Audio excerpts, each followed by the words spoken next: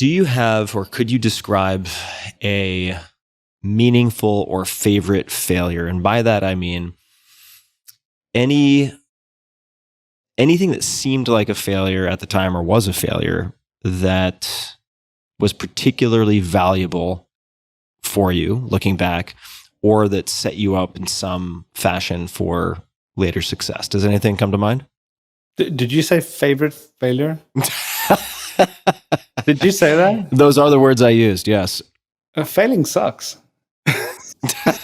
It's painful. I mean, it is. I don't know if I'd use the word favorite. Yeah. Meaningful. Most insightful. Yes. Okay. Yes, we can definitely relabel it however you like, but yeah, in effect.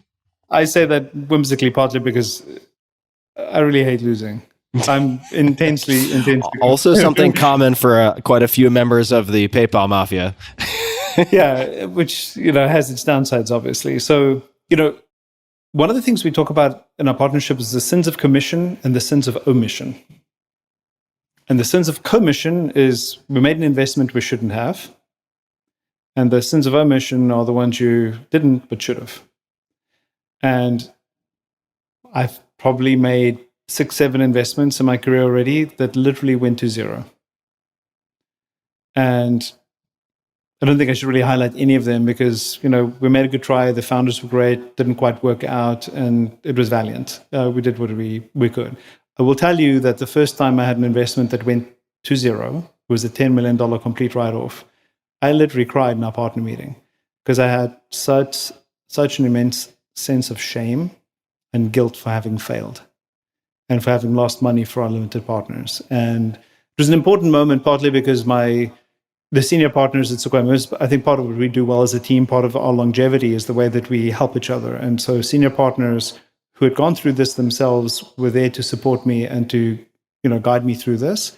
Because the danger in the business is if you've had an experience like that is you recoil and you become very careful and you'll never get back to the glory days. Maybe like an athlete who has a severe injury and they never want to test that knee again, because they had a bad knee injury or something. They'll never attain what they had in the past. So that to me was a very painful experience.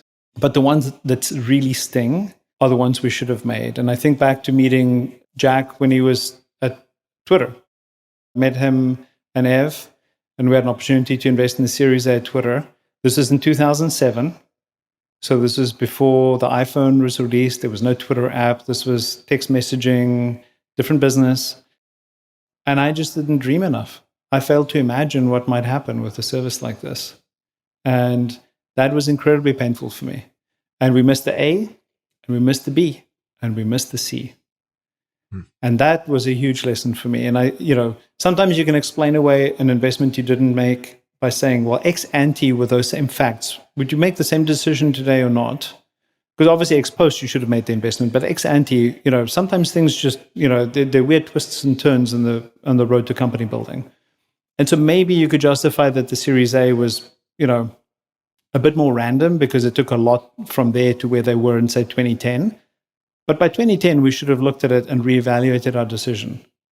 And that I feel really guilty for. That was terrible. I really, really messed up for not revisiting assumptions. What did you learn from that in terms of things that you discounted that you shouldn't have, things that were invisible that you should have made visible? I'm wondering what you carry forward from that. The two things are imagination, dreaming, sitting back for a second and saying, and my partner Mike Moritz often hammers this home for us in our partner meetings when he was part of the team full-time was, what if it goes right? Because we can all, we're in the business of investing. We're not in the business of not investing. So assume for a second it goes right. What could you imagine this being? Just imagine for a second instead of, it's the pre-parade exercise in some sense. Just put on your thinking caps. I remember being in a meeting with Mike and Max Lefchin and Jeremy Stoppelman when Yelp was an idea